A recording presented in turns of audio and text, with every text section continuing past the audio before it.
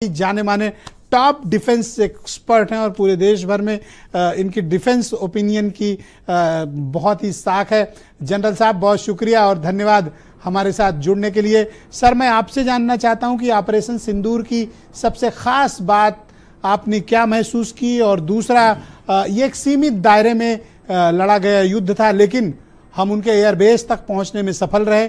क्या हम सिर्फ सांकेतिक तौर पर मिसाइल उन्होंने छोड़ी, या हमारी कैपेबिलिटी है कि हम 90 मिनट में इनको पूरा तबाह कर सकते थे?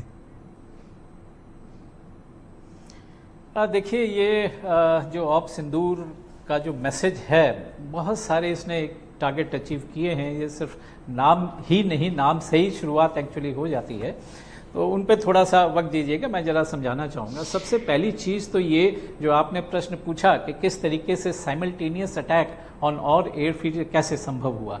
ये संभव है, इसमें एक ही हमारी सेना के हथियार शामिल नहीं थे, इसमें एयरफोर्स भी, नेवी भी और ख़ास तौर पे अपनी आर्मी भी।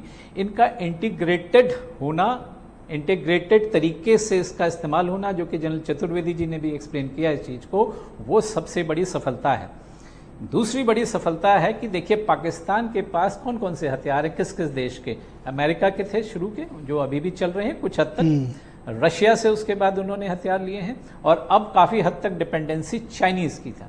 यानी कि इस विश्व के 3 देश, बड़े देशों के हथियार पाकिस्तान के पास थे, जिनको भारत के हथियारों ने, इंडिजिनसली प्रोड्यूस्ड हथियारों ने तबाह किया है। ये एक बहुत बड़ा मैसेज जाता है, और आज उस पे यही देश जो हैं स्टडी कर रहे हैं कि ऐसा कैसे हो सका कि भारत ने इन सबको जो है ध्वस्त कर दिया, और एक तरीके से उनकी पर्सनल हार ये लोग मानी जा रही है। तो तीसरा मैसेज इसी के साथ ही जाता है कि भारत एक तरीके से राइजिंग पावर है। जो हमारे प्रधानमंत्री जी ने जो दिया है लक्ष्य 2047 तक पूरा डेवलप नेशन, तो उसमें जो आत्मनिर्भरता के ऊपर जो जोर है, और जिस तरीके से हमारा प्रोडक्शन, हमारे साइंटिस्ट, डिफेंस साइंटिस्ट लगे हुए हैं, उनको मैं सलाम करता हूं कि जिन्होंने इस तरीके के हथियार, इस तरीके की सर्वेलेंस डिवाइसेस जो बनाए। तीसरी बहुत बड़ी बात इसमें यह भी सामने आई कि इस युद्ध से ये पता चला कि कौन हमारा दोस्त है और कौन हमारा दुश्मन है। एग्जैक्टली। कुछ एक कंट्री है जैसे कि टर्की, मैं बतलाना चाहूँगा कि इस तरीके से हमने उनकी हेल्प करी, हम उनको अपना दोस्त समझते हैं, और उन्होंने हमारे ही दुश्मनों को जो है सप्लाई किया। तो वो भी एक तरीके से एक मैसेज गया है। चौथा बहुत बड़ा मैसेज जो गया है वो ये है कि देखिए, एक तरीके से ये 22 अप्रैल का जो हमला है, ये मिनी हमास का रूप है।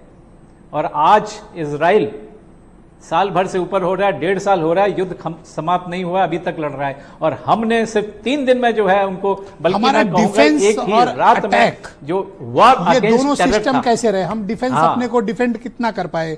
क्या हमारे यहाँ भी कुछ अटैक जो हुए, जैसा दिलावर सिंह साहब बता, क्या कोई मिसाइल हमारे यहाँ आई या नहीं आई? सर, आप तो सर जनरल हो, आप जो बोलोगे लोग वही सच मानेंगे, हम पॉलिटिकल लोग की बात छोड़ते हैं। सर आप बताओ सर। मिसाइल एक भी मिसाइल जो है आ नहीं पाई। हमारा डिफेंस सिस्टम, जो लेयर्ड डिफेंस सिस्टम है हमारा, जिसकी चतुर्वेदी साहब भी बात कर रहे थे, वो इतना काबिले तारीफ है, इतना मतलब स्ट्रांग है कि मिसाइल का तो आने का चांस ही नहीं है। और आने वाले समय में इसको और भी जो है सक्षम बनाया जाएगा, जैसे कि जो हाइपरसोनिक टाइप की जो मिसाइल्स हैं, जिनके की चांसेस हैं अंदर आने के, कि वो तक जो है अंदर नहीं। एक उनके पास है सर, बाबर कैटेगरी में उनके पास है ड्रोन्स, हाइपरसोनिक मिसाइल ही है। आई डोंट नो कि उसका इस्तेमाल हुआ है कि नहीं हुआ है। अभी चाइना से लिया था, उसका इस्तेमाल किया था उन्होंने, मेरे ख्याल में 10 है शायद, वो हाइपरसोनिक उस कैटेगरी में आती है, और उसी के कारण जो भी थोड़ा बहुत जो डैमेज कर पाए पाकिस्तान, वो किया उन्होंने, खैर। और जहां तक ड्रोन्स का सवाल है, यस, देखिए 100% ड्रोन्स को इतना स्मॉल सिग्नेचर होने के बावजूद उसको डिटेक्ट करना बहुत मुश्किल हो जाता है। Exactly, तो 1%, 2% ही सिर्फ। Please continue with us sir. मैं थोड़ा सा इस डिबेट को पॉलिटिकली भी ले जाना चाहता हूं। बीजेपी